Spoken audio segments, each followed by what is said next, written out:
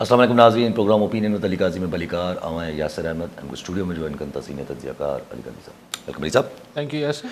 अली साहब, गवर्नमेंट ऐं पीटीआई जा टॉक्स जेके आहिनि उहे ॾाढो माना ईअं स्लो पेस में हलिया विया आहिनि। पोइ दफ़े बि तव्हां सवाल पाण ई सवाल उथारियो, तव्हां सवाल उथारियो त भई कीअं गवर्नमेंट पीटीआई जेका हिकिड़ी ज़ेर अताब आहे, माना मुश्किल में आहे, उहा ई वरी डिले करे वञे थी त माना कुझु बि ॻाल्हियूं उभरी सघनि थियूं हिन मां।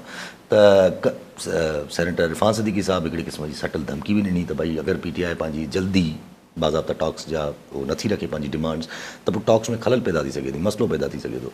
पर अॼु वरी जॾहिं उहे मुलाक़ात करणु विया आहिनि बानी पीटीआई सां या मुलाक़ात करण जूं ॻाल्हियूं आयूं आहिनि त पोइ मुलाक़ात थी न सही आहे। हालांकि सलमान अकरम राजा साहब मिलिया आहिनि एज़ अ वकील, पर उहे मेंबर आहिनि कमेटी जा, पर उहे ज़ारा कमेटी सॼी खे मिलणो आहे त उहा त मिली कोन सघे।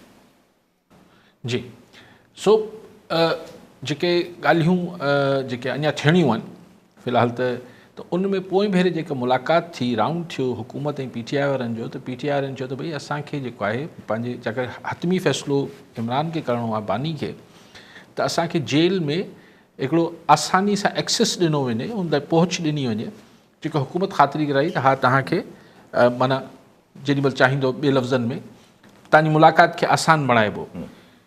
पर ही ॿिनि ॾींहंनि खां कोशिशि कनि पिया पीटीआई वारा, छंछर ते बि कयूं, जुमे ते बि कयूं, अॼु बि कोशिशि कयूं त हुन कमेटी जा मेंबर वञी ख़ान सां मिलनि अंदरि जेल में ऐं अॻिते लाइ गाइडलाइन वठनि, त उहो मुलाक़ात न थी सघी। ज़ाहिर सुप्रीटेंडेंट जेल कीअं थो मुलाक़ात कराए सघे अगरि मथां क्लियरेंस हुकूमत नथी ॾिए, या हुकूमत या जेके बि हुनखे हिन महिल बाख़्तियार आहिनि। त माना हाणे ज़ाहिर पीटीआई वटि इहो जवाज़ अची वियो त भई असीं कीअं ख़ान खां सवाइ कीअं हुनजी सलाह मशवरे खां सवाइ कीअं हलूं। त हाणे हुकूमत ॾिसूं कॾहिं इजाज़त ॾिए थी, छा इजाज़त ॾिए थी, लेकिन ऐं ज़ाहिर जे सबबु आहियूं त पोइ था अचूं। लेकिन हिकिड़ी ॿी ॻाल्हि तव्हां नोट कई यासिर, त पोइ भेरे जॾहिं ही टॉक्स हिकु हफ़्ते लाइ मुलतवी थियूं त कुझु माण्हुनि जो ख़्यालु हो त अॼु सूमर वारे ॾींहुं जेको 190 मिलियन पाउंड जो करप्शन जो केस आहे इमरान ख़ान ते, उनजो फ़ैसिलो महफ़ूज़ थियल हो, अॼु ॿुधाइणो हो। त कुझु माण्हुनि जो ख़्यालु हो त ख़ान या पीटीआई ॾिसणु चाहे थी त उहो फ़ैसिलो छा थो अचे, त पोइ ॻाल्हियूं अॻिते वधाइजनि या न वधाइजनि। जेतोणीकि पीटीआई उनखे तर्दीद कंदी, पर बहरहाल उहो अॼु वरी फ़ैसिलो जेको आहे 13 अलाए 13 जनवरी ताईं मुलतवी थी वियो, त माना उहो अॼु फ़ैसिलो आयो ई कोन, जज साहब मुक़ल ते हलिया विया। त हाणे मतिलबु हीअ जेको सिचुएशन आहे हिन मां सभु इन में पोइ त तफ़सीलात आहिनि ऐं बयान आहिनि, उहो सभु ठीकु आहे, पर हिन में जेको मोटी ॻाल्हि सम्झ में अचे थी त या त पसे पर्दा जेको पोइ भेरे पाण डिस्कस कयो त अञा कुझु नुक़्तो फाथल आहे, नुक़्ता फाथल आहिनि, ऐं हुन में आउं सम्झां थो हिकिड़ो ई नुक़्तो फाथल आहे त फ्यूचर, प्रेज़ेंट फाथल न आहे, फ्यूचर फाथल आहे, मुस्तक़बिल जो मामिलो फाथल आहे, उहो अञा हल न पियो थिए। त हीअ भई कमेटी छा खे ॾियनि, त उहो ज़ाहिर आहे हाणे पोयां वेही बुशरा साहिबा सां नेगोशिएट थिए पियो, अमीन गंडापुर बुशरा बीबी सां मुलाक़ातूं कराइण लाइ को रोल प्ले करे पियो, या ख़ान सां डायरेक्ट जेल में थिए पियो। ऐं सम्झां त जेल वारी मुलाक़ातूं अञा न थियूं हूंदियूं, उहो जॾहिं हिते बुशरा बीबी हिकिड़ो ओके ॾेई छॾींदी त हा हीअ ॻाल्हियूं ईअं तइ थी वियूं, त पोइ शायदि आख़िरी मुलाक़ात ख़ान सां, आख़िरी मुलाक़ातूं ख़ान सां थींदियूं। हीअ त हिकिड़ी फ्रंटमैन आहिनि, हीअ कमेटीज़ जेके आहिनि, त हीअ त असली ॻाल्हियूं हिते मुंहिंजो नाहे ख़्यालु थींदियूं। जेतोणीकि अलीमा ख़ान साहिबा इमरान जी सिस्टर बि चवनि थियूं, हुकूमत बि चए थी त न पसे पर्दा के ॻाल्हियूं न पियूं थियनि, इस्टेब्लिशमेंट सां अञा को राब्तो न आहे। लेकिन तव्हां ॾिसो न त हीअ जेको अच्छा पोइ मूंखे ईअं लॻे थो त ॿिन्ही पासनि ते, चाहे हुकूमत हुजे चाहे पीटीआई हुजे, उन में हिकिड़े घणे भाङे माण्हुनि खे ख़बर ई हुन पस पर्दा मुलाक़ातुनि जी न आहे। मिसाल ज़रूरी न आहे त पीटीआई में बैरिस्टर गौहर खे ख़बर हुजे, कैसर ख़ान खे ख़बर हुजे, हा ईअं ज़रूरी न आहे त हुकूमत में बि सभिनी वज़ीरनि खे ख़बर हुजे त को पसे पर्दा ॻाल्हियूं हली रहियूं, छाकाणि त उहे ॻाल्हियूं हुकूमत जूं न पियूं हलनि। ऐं सम्झां त उहे असांजी सघारी क़ुवतनि जूं ख़ान फैमिली सां हलनि पियूं। ख़ान फैमिली में ख़ान जी सिस्टर्स न, यानी मिस्टर मिसिस ख़ान सां हलनि पियूं, ऐं सिर्फ़ु हिकिड़ो अमीन गंडापुर मूंखे ईअं महसूसु थिए थो त उहो राज़दार आहे। सो उन्हनि ॻाल्हियुनि जी हिननि खे ख़बर ई कोन्हे, तंहिंजे करे हीअ जेके वज़ाहतूं या तरदीदूं कनि पिया, ज़ाहिर हू पंहिंजे पंहिंजे पर में बिल्कुलु सच पिया ॻाल्हाइनि त न पियूं थियनि, पर आई थिंक हुननि हू लाइल आहिनि, ख़बर ई न आहे। छाकाणि त ही जीअं अच्छा पोइ अॼु जेको ही निकिरी आयो, वकील साहब मिली आयो ख़ान सां, छा नालो सलमान अकरम, जेको जनरल सेक्रेटरी बि आहे पार्टी जो, पर बेसिकली इमरान जो वकील बि आहे। त हू चए थो त ख़ान अंदरां वेही चयो आहे त बाबा ॿिया सभु मुतालबनि ते असीं लचक ॾेखारे वेंदासीं, पर 26 नवंबर ते लाशुनि ते जेको इस्लामाबाद में लाश गुम थिया आहिनि या माण्हू गुम थिया आहिनि, उन जांच तां असीं हथु न खणंदासीं। ऐं हीउ हुनजो भेट करे पियो जेको लाल मस्जिद में उहो जेको मदरसो हो, जेको इस्लामाबाद जो मशहूरु वाक़ियो आहे, जेका पोइ TTP ठही ऐं पोइ दहशतगर्दी जेको थियो हो सभु, उन सां भेटे पियो। त उन में जीअं लाश गुम थी विया मुबैना तौर ते, ईअं हिते बि थिया आहिनि। हाणे ॾिसो हिन ते बि पाण खे केयरफुली ॾिसणो पवंदो त 26 नवंबर खे हू नैरो करे, सोड़ो करे सिर्फ़ु हुकूमत जी गिची में विझे पई PTI, या हिन खे ब्रॉड स्पेक्ट्रम रखे पई, यानी खुलियल छॾे पई त अलाए कीअं कयो, पाण जांच कयो। ही हुकूमत जी गले में फिट करे पई। तव्हां ॾिसो न, बाक़ी सभु मुतालबनि त हथु खणी वियासीं, त मुतालबा कहिड़ा रहिजी विया। 9 मई 9 मई त मूं तव्हांखे पहिरीं बि चयो त हुन ते थी नथी सघे जांच, त हुकूमत खे हुन ते हथु खणणो, PTI खे हुन खां हथु खणणो, छाकाणि त हू त असांजी मिलिट्री इस्टेब्लिशमेंट चए थी त हा थियो ऐं हुननि सज़ाऊं ॾिनियूं आहिनि माण्हुनि खे। वॾो यूटर्न थी वञे, उहो मुमकिन न आहे, हू हिन सेटअप में मुमकिन न आहे। भले ख़ान साहब ज़ोर हणी ॾिसे, उहो त ॾिसो न, उहो त ॻाल्हि ई ख़तम थी वई न। उहो त इंस्टीट्यूशन जो फ़ैसिलो आहे त 9 मई थियो हो ऐं हुन में ही थियो जेको हू चवनि पिया। हाणे मतिलबु पंहिंजे इंस्टीट्यूशन जे नैरेटिव ऐं फ़ैसिले ते हू जांच कीअं खोलणु ॾींदा। लेकिन 26 नवंबर जेको इस्लामाबाद में PTI जे धरणे जे मौक़े ते जेको कुझु थियो हुन राति, उहो आसानी सां सिर्फ़ु नैरो डाउन करे, सोड़ो करे हुकूमत जी, सिविलियन हुकूमत जी गिची में फिट थी सघे थो। त ख़ान इहो हिकिड़ो रस्तो बि कढे पियो।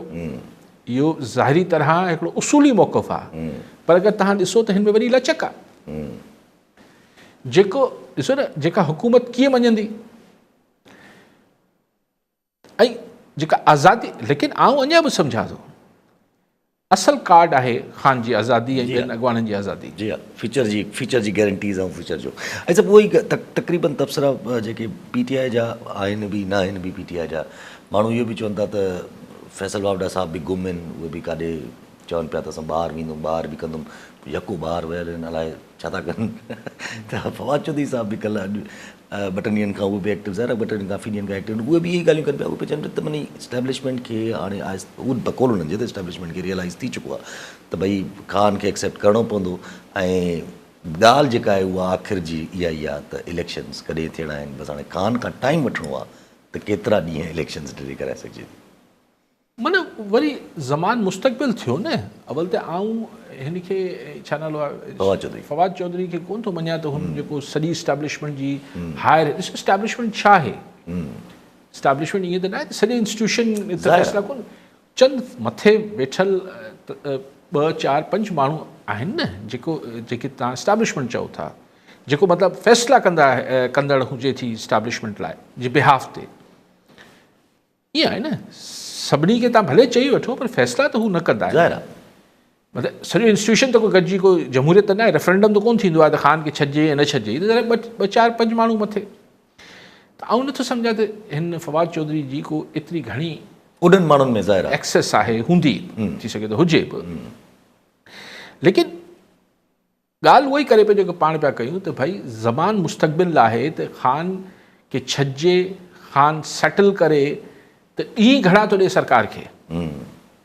हाणे बेसिकली सूरतयाल वक़्त सां गॾु इहा मटिजी आई आहे। दिलचस्प यासिर साहब त हाणे ख़ान हुननि खां घटि पियो घुरे, हू घुरनि पिया त ख़ान खां त टाइम केतिरो थो ॾिए टेक्निकली, केतिरो अरसो हू तयारु आहे हिन सिस्टम खे हलाइण लाइ। मुंहिंजो ख़्यालु आहे कि ख़ान खे लचक त ॾेखारणु खपे। ऐं सभु जेके हिन वक़्तु कुझु माण्हू वरी आहिनि जेके माना ज़रा आहिनि वॾा साफ़ी कुझु अहिड़ा जेके इहो बि क्लेम कनि था, ज़ाहिरी ॻाल्हि आहे त मिलिट्री ट्रायल हलंदो पियो, इहो सभु कुझु थींदो पियो, त हू इहा ॻाल्हि सटल माना हिकिड़े क्लियरली मुनी फारूक साहब, नजम सेठी साहब, हू त क्लियरली चवनि था पिया, उहे अॼुकल्ह ॾाढो मञनि था पिया, पाण त मुंहिंजो इस्टेब्लिशमेंट सां आहे राब्तो, पर उहे चवनि था पिया त भई सऊदी अरब खे चयो वियो आहे त ट्रंप खे हैंडल करे इन ऑर्डर टू कर्टेल, त पोइ चई हिते का सूरत हाल चेंज न थींदी इमरान ख़ान जे हवाले सां। चवनि था त सऊदी अरब खे चयो वियो आहे ऐं सऊदी अरब वियो बि आहे। पाकिस्तान जे लाइ पाकिस्तान लाइ न, पाकिस्तान जे हिन सेटअप लाइ वञी वकालत करे अमेरिका जी।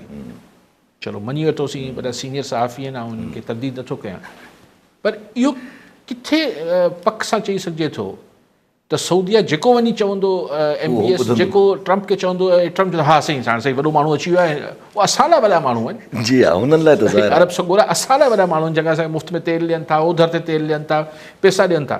ट्रम्प हुननि जी ॿुधे न ॿुधे इहो त क्या गारंटी आहे, कहिड़ी गारंटी आहे। कॉलर सां गॾु मोहम्मद हनीफ़ चारण दादू मां। जी चारण साहब छा चवणु चाहींदा? अस्सलाम वालेकुम। वालेकुम सलाम। साहिब अर्ज़ु हिकिड़ो इहो त हाणे जेको आहे सो पीपल्स पार्टी जेको नाराज़गी पई थी करे नवाज़ शरीफ़ ग्रुप सां माना चवंदी आहे असां छॾियूं था, असांजा मुतालबा मञो इहे कयो, ऐं इमरान ख़ान ते साथ फेरी जे नवाज़ ग्रुप जेको आहे सो जेको पाकिस्तान में जेको आहे सो ॿ ग्रुप जेके आहिनि उहो पहिरियों नंबर माना हिकिड़ो पठान, ॿियो जेको आहे पंजाबी, सिंधी ऐं बलोची ॿिन्ही खे इस्तेमालु कंदा आहिनि माना हे जेको आहे ॿई ग्रुप।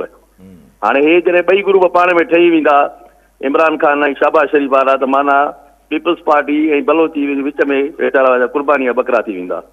सो स्टैंड बि इन्हनि ग्रुपनि खे जेकॾहिं गॾु कंदी आहे त ॿई गॾु कंदा आहिनि, त पोइ इन्हनि खे येस मैन कंदा आहिनि। बाक़ी सिंधी ऐं बलोची वेचारा क़ुर्बानी जा बकरा हूंदा आहिनि। जॾहिं ॿई ग्रुप विढ़ंदा आहिनि त पोइ वरी विच में पीपल्स पार्टीअ खे ऐं बलोचनि खे आणींदा आहिनि त इहे असांखे वोट ॾेई हुकूमत ठाहिनि। जो असां सदाईं क़ुर्बानी जा बकरा रहिया आहियूं, पर असांजी सिंध हुकूमत असां सिंधियुनि जी त कुझु बि कोन्ह थी करे। उहे ई धाड़ेल फुरूं ऐं वीचारा सिंधी परेशान, वार पाणी बंदि, हिननि खे त सिंधियुनि जा कमु करणु खपनि, हे सिंध में अक्सर था कटनि था न, त हे जेको आहे उन सिंधियुनि जो ई कमु कनि ऐं सिंधियुनि खे ई जेको आहे देखभाल कनि, पर सिंधियुनि खे कुचलनि पिए था, मारनि पिए था। हा ठीकु आहे साईं।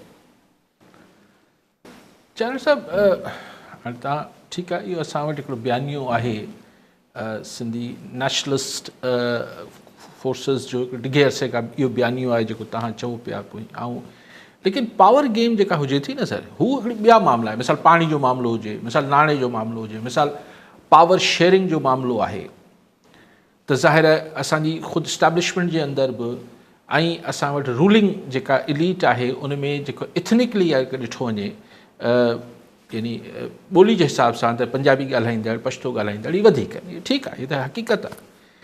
पर इहो तव्हां वरी इहो ॻाल्हि करे चारण साहिबु तव्हां चओ था इमरान ऐं नवाज़ शरीफ़ ठही वेंदा, साईं इमरान किथां आयो पठाण क़िबला? माण्हू हुनजे ख़ान जे नाले सां असीं मुंझी पऊं था, अलाए छो, या हुनखे हुनजी हुकूमत आहे KP में, तंहिंजे करे मुंझी पऊं था। मोस्टली सपोर्टर्स जेके वरी पंजाब खे खोलींदो ख़बर पइजी वेंदी त मोस्टली सपोर्टर उते कंहिंजा आहिनि।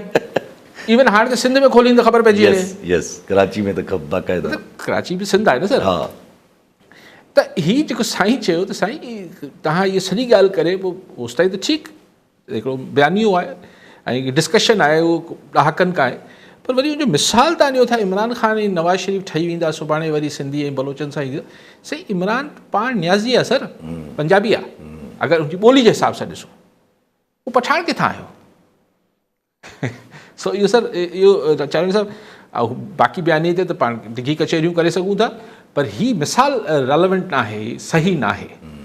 ऐं अच्छा तव्हां कॉलर चवंदो पिया साईं जी ॿ टे ॻाल्हियूं हुयूं थोरी अहिड़ियूं, कॉलर ज़फ़र नकवी हैदराबाद मां। जी नकवी साहब क्या कहना चाहेंगे?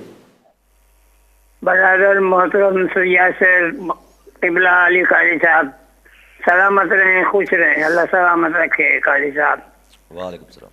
हाजी साहब कोई ना कोई मैं दरमियान में आपको ये रवां चल रहा होता है और मैं इंटरप्ट कर जाता हूँ सर। आज मुझे बड़ा झटका लगा सर, एक खबर देख रहा था, वो पहले उसका यानी अल्लाह ताला ने इंसान को अंबिया रसूलों का वो जो सिलसिला शुरू किया, तो पहले ही हिदायत से शुरू किया। 1,24,000 अंबिया जो भेजे हैं, आसमान से कुतुब नाजिल किए हैं और प्यारे रसूल सल्लल्लाहु अलैहि वसल्लम पे कुरान मजीद नाजिल हुआ जी।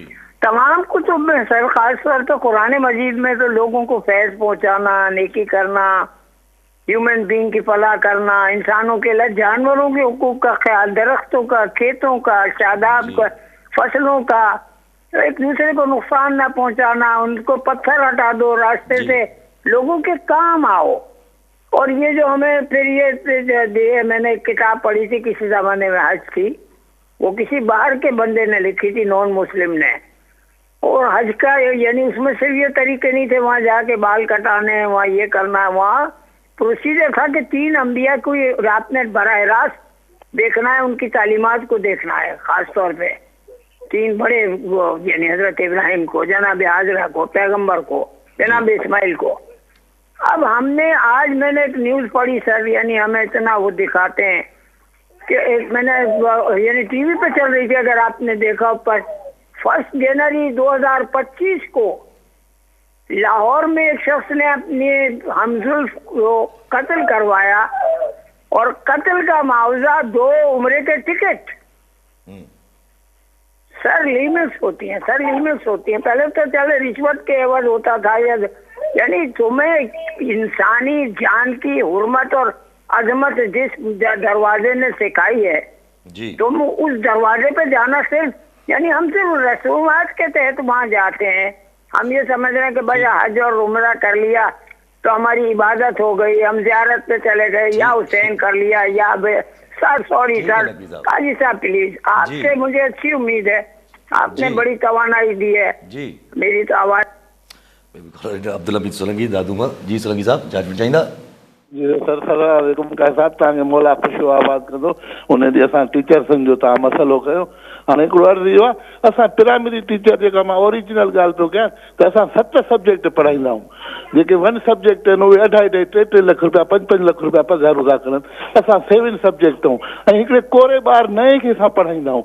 हाई स्कूल वारा बि पढ़ियल लिखे था पढ़ाइनि, कॉलेज वारा बि पढ़ियल लिखे था पढ़ाइनि। असांजी का पघार वधाइनि।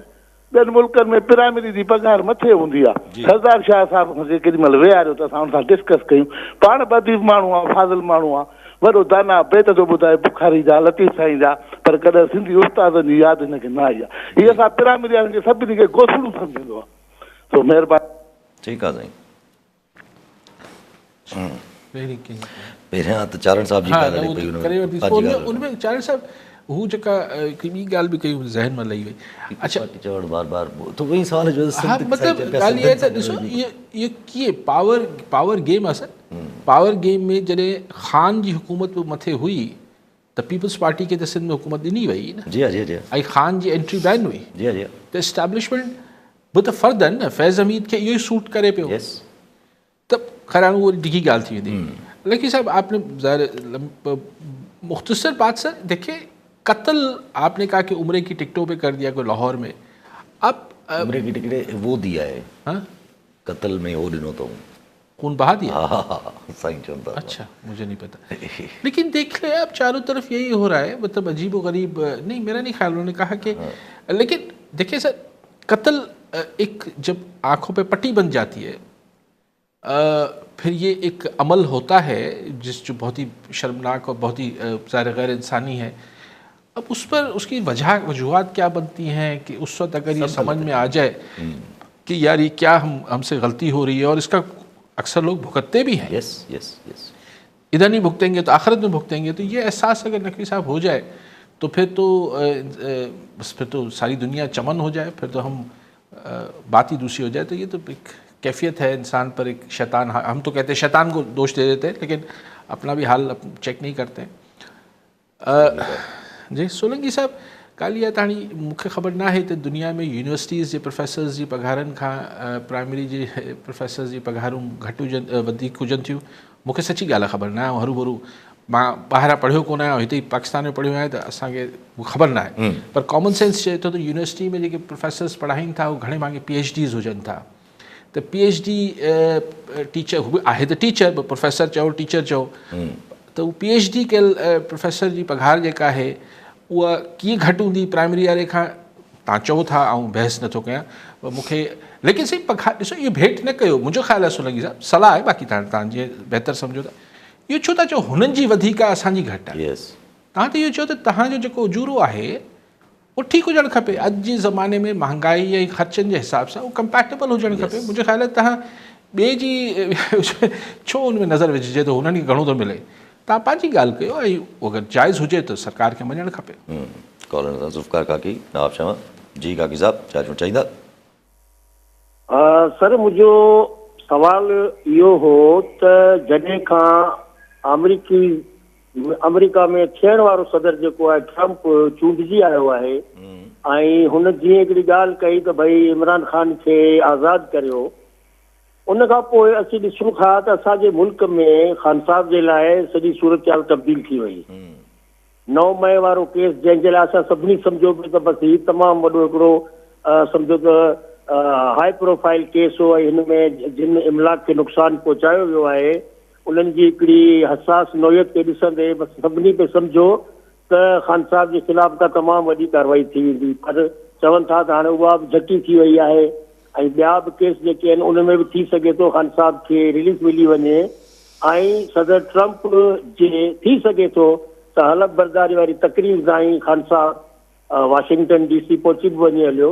हालांकि अहिड़ी का इम्कान कोन्हे, पर असीं सम्झूं था थी सघे थो ईअं थी वञे त ही मूंखे हिकिड़ी ॻाल्हि सम्झ में कोन थी अचे त असांजा माण्हू या असांजूं जेके हुकूमतूं आहिनि उहे तमामु वॾा वॾा फ़ैसिला करण खां पोइ हक़ीक़तनि खे बि ॾिसंदे वाइट थींदे बि जेकॾहिं का वॾी कुवत ॿाहिरां हुन में इन्वॉल्व थिए थी त जेके कल पुर्ज़ा जेके माना असांजा हूंदा आहिनि से डराची वेंदा आहिनि ऐं असीं चवंदा आहियूं साईं को मसइलो कोन्हे।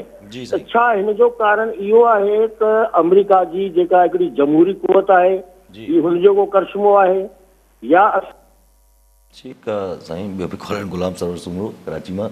जी ज़ुमर साहब छा करणु चाहींदा?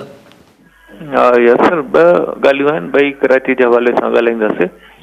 हिकिड़ो त पुठियां कंट्रोवर्सी हिकिड़ी पैदा थी त कराची बोर्ड जो जेको रिज़ल्ट आयो फर्स्ट ईयर इंटर जो उहो 20 खां 30% आयो ऐं हू कंपेयर कनि था लाड़काने बोर्ड सां त ॿ हिकिड़ियूं जेको अजीब ॻाल्हियूं आहिनि त कोई बि इहो नथो ॾिसे जेको आहे त जेके असांजी शयूं गुज़रियूं जेको आहे त कापीज़ जेके ॿार लिखी आया हुया उहे जेको कापी न क़ाबिल न हुई जो उन्हनि खे पास करे सघिजे। कोई बि इहा ॻाल्हि नथो करे, काई बि पॉलिटिकल पार्टी इहा नथो चए त बाबा कापियूं खोलियो ऐं ॾिसो त ॿारनि जी बाक़ी नाइंसाफ़ी थी आहे त ज़ाहिरी ॻाल्हि आहे कापियूं हिकिड़ो प्रूफ आहे जेकॾहिं असेसमेंट ग़लति थी आहे, पर कोई इहा ॻाल्हि नथो करे।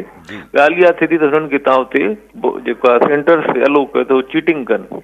ॾिसो इहे रवायतूं ग़लति थियनि, जेको बिल्कुलु लाड़काणे में जेको थिए पियो ॿियनि बोर्ड्स में थिए पियो ग़लति पियो थिए, पर जेकॾहिं कराची में काई शइ सुठी थिए पई या उते जेकॾहिं कॉलेज लेवल ते चीटिंग बंदि थिए पई त 2-3 सालनि में सबुरु करणु खपे। उन खां पोइ पंहिंजो पाण ॿिया बोर्ड्स हुनखे अञा फॉलो कंदा ऐं सभिनी जो मयार थोरो बुलंद थी वेंदो। छा त कॾहिं बि बुराईअ खे बुराईअ सां नथो रोके सघिजे। ऐं ॿियो हाणे 40% जेकॾहिं हिन साल थिए थो त अञा ज़ाहिरी ॻाल्हि आहे रिज़ल्ट सख़्तु थींदो, पर हिन सां ॾिसो ॿारनि जो फ़ाइदो आहे। ॿियो कराची जो ॿार ॾिसो 80% जेको कॉलेज जो ॿार आहे उहो जॉब थो करे, प्राइवेट जॉब थो करे। 50% जेके छोकिरियूं आहिनि कराची जी उहे बि जॉब्स थियूं कनि, त हिकिड़ो वॾो इहो असरु पए थो त ज़ाहिरी ॻाल्हि आहे जॉब वारे ॿार जो सॼो फोकस जेको उते आहे ऐं पढ़ाई। ठीकु आहे साईं। अच्छा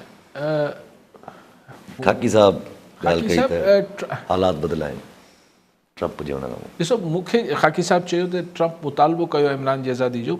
मूंखे जेसि ताईं मूं जेतिरो पढ़ियो आहे खाकी साहब ट्रम्प चूंडण खां पोइ हिकिड़ो दफ़ो बि मुतालबो पाण न कयो आहे त ख़ान खे आज़ादु कयो, न त वॾो तहलको मची वञे। अञा पाण न कयो अथसि। हुनजा जेके हाणे नामज़द अञा हू बि पावर में डायरेक्ट न आया आहिनि, पर हुनजा जेके नामज़द माण्हू आहिनि मुख़्तलिफ़ उहिदनि लाइ हुननि मां हिकु ॿिनि इहो मुतालबो कयो, हिकु कयो आहे शायदि स्टेट डिपार्टमेंट जी स्पोक पर्सन जेका हाणे कई अथई अपॉइंट उहा बि इहो मुतालबो करे। ठीकु आहे, त उन्हनि जा अञा नामज़द माण्हू टीम जा कनि पिया, उहो बि तमामु अहम आहे। उनजे करे सॼो थरथलो मतल आहे।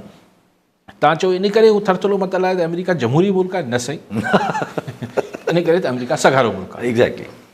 सघारो जमहूरियत जे करे आहे या न आहे उहो बहरहाल हिकिड़ी अलॻि बहस आहे, लेकिन असीं कुझु जमहूरियत खां मुतासिर थी उनजे हुसन खां जमहूरियत जे हुसन खां मुतासिर थी उनजी ॻाल्हि नथा मञूं। असां हुनखां पैसा वठूं था, हुन सां मरात वठूं था। बकौल ख्वाजा आसिफ़ के ज़माने में चवंदो त असां वेंटिलेटर उनजा ई इस्तेमालु कयूं था, तंहिंजे करे असीं उनजी ॻाल्हि मञूं था। साईं बिल्कुलु सही चयो सुमरो साहब त अगरि त ही फेयर रिज़ल्ट जेके कराची जे बोर्ड में चीटिंग न थी आहे जेको तव्हां चयो पिया, मुंहिंजे लाइ हज़म करणु ॾुखी आहे, लेकिन त पोइ इन ई शदोमत सां मुतालबो थियणु खपे त लाड़काणो हैदराबाद सखर बोर्ड में बि चीटिंग बंदि कराई वञे। तव्हांजी ॻाल्हि ठीकु आहे त अगरि ईअं आहे त लाड़काणे बोर्ड जे पेपर्स बि कढाए वठो ऐं कराची जा बि कढाए वठो। कराची जो चेयरपर्सन चवे थो पेपर खोलण लाइ असां तयारु आहियूं। हाँ त पोइ ठीकु आहे खोलियो, अगरि हू मैरिट ते फेल थिया आहिनि ॿार त MQM खे त ख़ुशि थियणु खपे। त छाकाणि त इहा कंहिं ज़माने में कराची जो एजुकेशन स्टैंडर्ड मथे हूंदो, जी हा जी हा जी हा।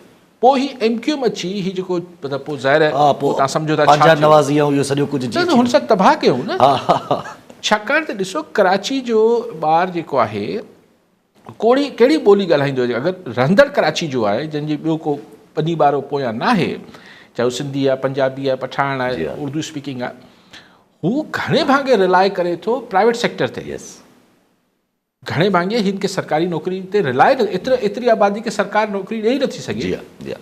त हुनखे त एजुकेशन में ठीकु थियणो पवंदो। ऐं चवां थो लाड़काणे वारे खे बि ईअं करणु खपे, दादू वारे खे बि ईअं करणु खपे। चीटिंग जो त कॉन्सेप्ट ख़तमु थियणु खपे। लेकिन आउं इहो इन करे थोरो मुंहिंजे लाइ हज़म करणु ॾुखियो आहे त जेको बोर्ड ठेके ते ॾिना वञनि था, लाड़काणो, हैदराबाद, हे ठेके ते वञे थो न, त भई हेतिरी उगाड़ी करे ॾियणी आहे, त हू जेके बोर्ड वारा आहिनि हू छा खीसे मां ॾींदा छा? हू हेठां चीटिंग कराए, पोज़ीशन्स विकिणी, हे करे हो करे पैसा मथे पहुचाइनि था। त हू जेके मथे वठण वारा आहिनि उहो सिर्फ़ु लाड़काणे में वठंदा, कराची में न वठंदा छा? पर अगरि ग़लती सां कराची मां के इस्तिस्ना हासिलु थियो आहे चीटिंग खां, त कराची वारनि खे त ख़ुशि थियणु खपे। ऐं सम्झां थो त in the longer run I agree with Sumar साहब, त लॉन्गर रन में त हीअ बहितरी ॻाल्हि आहे। उहे कॉस्प्रसी कढी था अचनि त असांजी यूनिवर्सिटी में ॿारनि खे रोके थो वञे। हिकिड़ी दरवेश सोच आहे। ऐं छाकाणि त जॾहिं तव्हां लसानियत में या कंहिं हद ताईं कॾहिं कॾहिं कौम परस्ती में बि अगरि तव्हां बिल्कुलु ई कटर पड़े में वञो था, त पोइ लॉजिक ऐं रैशनल बंदि थी वञे थी। जी हा भई माण्हू छा आहे, सही आहे त पंहिंजो सिंधी जी हा आहे, ये है दुनिया अपना उर्दू बोल दिल्ली वाला, ये कौन सा आर्ग्यूमेंट है? जी हा। इहो बेसिकली इहो ई थिए थो न त जॾहिं तव्हां हिकिड़े कटरपणे में वञो था, भई अगरि हिकिड़ो मुस्लमान ॾोह करे थो, माण्हू मारे थो, त छा बसि बतौर मुस्लिम असांखे हुनखे, पोइ त मुस्लिम मुल्कनि में बि त ॾोह मुस्लमान कनि था, पोइ उन्हनि खे छो फायूं ऐं छो सज़ाऊं अचनि थियूं? त का बि ॻाल्हि के ग़लति कम में लाइ हुनखे कीअं जस्टिफाई कजे? ऐं छाकाणि त ॿोली साॻी ॻाल्हायूं था, छाकाणि त ईमान साॻियो आहे, त रंग नसल साॻियो आहे, त न थियणु खपे। सो बहरहाल ही त ज़ाहिर MQM जी त पॉलिटिक्स जो लेवल इहो ई आहे। उहो रखियो ई इहो अथऊं। हालांकि वॾा मौक़ा मिलनि पर रखियो इहो अथव न। ऐं पंहिंजी ॻाल्हि हले पई इन हवाले सां ज़ाहिर अॼु ॼामशोरे में बि अॼु बि इहो एहतजाज वग़ैरह कंटिन्यू आहे टुवर्ड्स द कैनालनि जे हवाले सां। पीपुल्स पार्टी ऐं नून लीग जे विच में ज़ाहिर मसइला बि आहिनि। कल्ह त सिधी सही शाज़िया मरी साहिब धमकी बि हिकिड़े क़िस्म जी ॾेई छॾी त अगरि हथु कढूं त हुकूमत किरी पवंदी। पर अॼु वरी नासिर शाह साहब ऐं एहसन इक़बाल साहब गॾु वेठा, उहे चवनि था इहे डिफरेंसिस थींदा रहंदा आहिनि पंहिंजे इत्तेहादनि जे विच में, पर अञा ताईं कैनाल वारे मसइले ते क्वेश्चन मार्क बरक़रार आहे। पर अॼु वरी नंढी ख़बर ॾिए गोरख हिल स्टेशन बि ऐं काछे जी कोई 10,000 एकड़ ज़मीन बि जेका आहे उहा ग्रीन पाकिस्तान खे ॾिनी वई आहे। सही जेका ही शाज़िया त मरी साहब चयो आहे त भई ये ना भूले कि हमारे उस पर खड़ी हुकूमत, मूंखे असां त यादि असां त बार बार यादि ॾियारियूं था, ये वफ़ाक़ी हुकूमत बीठली पीपल्स पार्टी जे सहारे ते आहे। जी त ही हुकूमत जेको बि ग़लति कमु कंदी जंहिंसां सिंध खे नुक़सानु पहुचंदो, पीपल्स पार्टी पंहिंजे पाण खे हुनखां आजो त न करे सघंदी। जी हा। ही सुठा कंदी त बि पीपल्स पार्टी खे क्रेडिट आहे कि शबाशी सुठो कमु करे पियो, ऐं ख़राबु कंदो त उनजो ॿार खां कीअं बरीउज़मा थी वेंदा या आज़ाद थी वेंदा पीपल्स पार्टी वारा। सो शाज़िया साहब त उहा जेका ॻाल्हि असांखे उहा ई ख़बर आहे, इहो त वरी वर्जाए ॿुधाई आहे। लेकिन इहो चवणु बहरहाल हू CCI जो इजलास सॾायो, ही कयो हू कयो, उहो नथा सॾाइनि। तव्हां बि को डेडलाइन नथा ॾियो, सिर्फ़ु यादि ॾियारियो था जेको हुननि खे अॻु में ई ख़बर आहे। अॻु में ई ख़बर आहे। पर ख़बर अथव छा थींदो हूंदो? शहबाज शरीफ़ जॾहिं इहो बयानु पढ़ंदो हूंदो या केरु एहसन इक़बाल या ख्वाजा आसिफ़ भर में वेठो हूंदो त उनखे कन में खिली चवंदो हूंदो, अच्छा कयो हाथ निकाल के दिखाएं। छाकाणि ख़बर आहे त छो हू वेठा आहिनि। एग्जैक्टली जी। लेकिन एहसन इक़बाल जो ये चवण त ये इत्तेहादियों में हल्की मौसीकी चलती है। सर ये हल्की मौसीकी जो है इसका वॉल्यूम बढ़ने में देर नहीं लगती है, ज़्यादा देर नहीं लगती है। एहसन इक़बाल पुरानो सियासी वर्कर आहे, इहो पोयां खां अगरि एम्पलीफायर खुली वियो जी त एॾा पराॾा हूंदा जो हीउ किसो हलंदो कोन। बाक़ी काशियारी आहे उन ज़मीन ते अचूं था कॉलर वठी नसीर बुगियो मोरमा जी बुगियो साहब छा चवणु चाहींदा? माना पिक्चर थिए थी छा जी सर। साईं गुरू सवाल बि आहिनि न हिकिड़ो जेको 90 मिलियन पाउंड जो फ़ैसिलो महफ़ूज़ थियल आहे उहो तारीख़ ते तारीख़ इहो डायलैक्ट सां मुंसलिक आहे। ॿियो काज़ी साहिब खां इहो पुछणो त स्टील मिल खे तबाह करण में एमक्यूएम जो हथ आहे या को ॿियो आहे? जी जीअं एमक्यूएम जी ॻाल्हि निकिती त मां इन करे तव्हां खे 33,000 माण्हू हिकिड़े न पायल थिया आहिनि स्टील मिल में। जी पहिरियों ज़मीननि वारी ॻाल्हि करे वठूं साईं। हिते काछे हिन पासे बि ॾिनो पियो वञे, उमरकोट जे लाइ बि 50 ख़ुदि मुराद अली शाह साहिबु कुझु चोथो ॾींहुं जो त 52,000 एकड़ जी साईं खे कंहिं ॿुधायो आहे त एतिरी ॾिनी पई वञे। साईं जी मर्ज़ी खां सवाइ त कोन थी सघे। लेकिन ॻाल्हि इहा आहे त चवनि पिया त पाणी पाण अरेंज कंदा। गैर आबाद ज़मीन शाह साहिबु खे कोटन कोट जेको मुराद अली शाह साहिबु चयो त गैर आबाद ज़मीन खे ही ॾिनी पई वञे जंहिंजे लाइ पाणी हू पाण अरेंज कंदा ई इनिशिएटिव वारा। त मूंखे सम्झायो त पाणी किथां अरेंज कंदा? एग्ज़ैक्टली जी हा, पैदा त न थींदो न पाणी ज़मीन। पाणी छा खूह खोटींदा? अच्छा, अगरि हुन खूहनि ते फार्मिंग थींदी त हुनजी कॉस्ट किथे हली वेंदी? यस। सो भले असांखे ईअं राज़ी कयो वञे त ही इन ज़मीन सां, पर ही पाणी जेको हींअर एग्ज़िस्टिंग आबाद ज़मीन आहे उन मां ई खयो वेंदो ऐं हुननि खे तव्हां रोके न सघंदो। सो ही भले सिंध जे माण्हुनि खे ॿुधायो वञे त ही ज़मीन हीअं आहे, पोइ ही गैर आबाद हुई, पोइ अवल त ही सरकारी ज़मीन आहे त हुनजी पोइ ओपन बिल्डिंग करे वठो। थी सघे थो असांजो जेको पाड़े वारो ज़मींदार हुजे हुन ज़मीन वठणु चाहे उहो वठणु चाहे, ओपन बिल्डिंग कयो। ही तव्हां बाला ई बाला कीअं हिकिड़े इदारे खे ॾियो पिया या हिकिड़ी ऑर्गेनाइज़ेशन खे ॾियो पिया। पोइ ॿी ॻाल्हि इहा आहे त इहो कीअं थो थी सघे त हिकिड़ो माण्हू रुपए में या 100 रुपए में हिकिड़ो एकड़ वठे थो ऐं चए त पाणी आहे पाण करे वठंदो। कीअं करे वठंदो सर? हलो हुन ते इन्वेस्टमेंट त हू पाण कंदो, हू धुर कंदी, पाणी किथां आणींदी? पाणी किथां पैदा थींदो? एज़ यू सेड कि किथां ईंदो? टैंकर जंहिंमें पाणी घरनि में सप्लाई थींदो इन सां आबादी थींदी छा? लखे एकड़ ज़मीन। सो इहो मुंहिंजो ख़्यालु आहे त इहे मूंखे इहो आर्ग्यूमेंट सम्झ नथो अचे। ॾिसूं किथे ॻाल्हि खुटे थी। बुगियो साहिबु चवनि था स्टील मिल खे तबाह करण में। सही ॾिसो, स्टील मिल खे त ख़ैर सां पाण सभिनी धुरियुनि गॾिजी सॼी तबाह कयो आहे कि हिकिड़ी धुर खे तव्हां नथा फोकस करे। इहे भर्तियुनि ते त पोइ पीआईए बि ईअं ई तबाह थियो। मतिलबु इहो सभु कुझु इहे सभिनी जेके इक़्तिदार में आया वारे वटे जी हा सभिनी गॾिजी सॼी तबाह कयो आहे। बुगियो साहिबु जेका ॻाल्हि हुजे उहो करे माण्हू, रुॻो हिकिड़ी एमक्यूएम जे वस जी ॻाल्हि न हुई त हेतिरे वॾे इदारे खे तबाह करे छॾिया। ही सभिनी ऐं बेसिकली जेके फेडरल गवर्नमेंट में आया पोइ एमक्यूएम पंहिंजो शेयर वज़ारतनि जे तौर ते वठंदी हुई हुननि खां। लेकिन अगरि फेडरल हुकूमत फुट डाउन करे आहे त ही हिकिड़ी धुर खे आउं नथो चई सघां ऐं सम्झां थो एमक्यूएम जो बि हिसो आहे, पर ॿियो बि हुन मां पंहिंजो पांद आजा नथा कराए सघनि। अच्छा, पर हिकिड़ो अनोखो मिसाल ॾिठोसीं पाकिस्तान में त पंहिंजा वज़ीर आज़म जेके आहिनि उहे मुल्क जे अंदरि ई स्टेट गेस्ट को शिकार ते आयल आहिनि दुबई जा वली अहद सां। असांजा वज़ीर आज़म पिंडी मां उॾिया आहिनि, रहीम यार ख़ान लैंड कयो अथऊं, हुननि पाकिस्तान जे अंदरि ई पाकिस्तान जे वज़ीर आज़म खे रिसीव कयो आहे। रहीम यार ख़ान में शेख मोहम्मद साहिबु आयल आहिनि यूएई जा। दुबई जा त आहिनि पर यूएई जा तमामु इम्पोर्टेंट हिकिड़ो किरदारु आहिनि। हू रहीम यार ख़ान आया आहिनि। असां ही काफ़ी पंहिंजा इलाइक़ा जेके आहिनि उहे अरब सगोरनि लाइ मख़्तस कयल आहिनि। हिते आम माण्हू उहे बि नथो वञी सघे साल जा 12 महीना। ऐं ज़ाहिर ई असां लाइ हिकिड़ी वञूं था उन्हनि खे हुते सॼी फैसिलिटेट कयूं था, उन्हनि खे ज़ोन्स विराए ॾिनल आहिनि। पोइ हुन में कुझु आहिनि असांजे सऊदी अरब सगोरनि लाइ आहिनि, कुझु असांजे घणे दुबई वारनि लाइ आहिनि, यूएई वारनि लाइ आहिनि, कुझु कतर वारनि लाइ। असां पंहिंजे शिकारगाहूं हुननि खे ॾिनल आहिनि त अचो हिते हर क़िस्म जो शिकार करे ऐं तव्हां हलिया वञो ऐं हुते आम माण्हू खे पोइ हुते डोड़ाए हटो बचो। त प्राइम मिनिस्टर इहा पंहिंजे लाइ हिकिड़ी तमामु ख़ुशकिस्मती ऐं सुठी अपॉर्चुनिटी सम्झी हूंदी, सुठो मौक़ो सम्झियो हूंदो त हिकिड़े तमामु सगारी शख़्सियत खे ख़िते जी हिते वञी सलाम दुआ करे अचिजे, हिकिड़ी PR ठाहिजे ऐं हिकिड़ा कुझु पंहिंजी सरज़मीन ते आयल माण्हू चइजे अच्छा हीउ शिकार ते करणु आयो, चयो अथनि त कुझु फरमाइशूं बि कयूं आहिनि शहबाज़ शरीफ़ सां। यार मरीनुआ साहिब वयूं आहिनि। अच्छा, मरीन साहिब वयूं आहिनि, उहो फोटो हले पियो न, हथ मिलाइनि पियूं ॾाढो ईअं पंचायत सां। अच्छा, हिकिड़ो इन मां इहो परसेप्शन नथो अचे त नंढी हिकिड़ी सुवाल कयो त काफ़ी नून लीग फील्स की भई काथां न काथां का मिड़ेई पोइ दुबई खे मनाइणो, सऊदी खे मनाइणो, डेस्परेशन न आहे? एॾे लेवल ते वञी करे। सर ॾिसो असां वटि लोकल मामला छाकाणि त हिकिड़े पॉलिटिकल नेचुरल प्रोसेस सां नथा हलनि। यस, असां वटि हले थो चवण लाइ आवाम सर चश्मो आहे, पर चश्मा ॿिया आहिनि। हीउ सिर्फ़ु सर आहे आवाम, चश्मा आहिनि स्टैब्लिशमेंट, चश्मा आहिनि अमेरिका, पोइ अमेरिका सां गॾु पोइ जेके ॿियूं इंटरनेशनल फोर्सिस आहिनि। त पोइ अगरि असां चाहियूं था त असां सभिनी खे असीं राज़ी करे हलूं।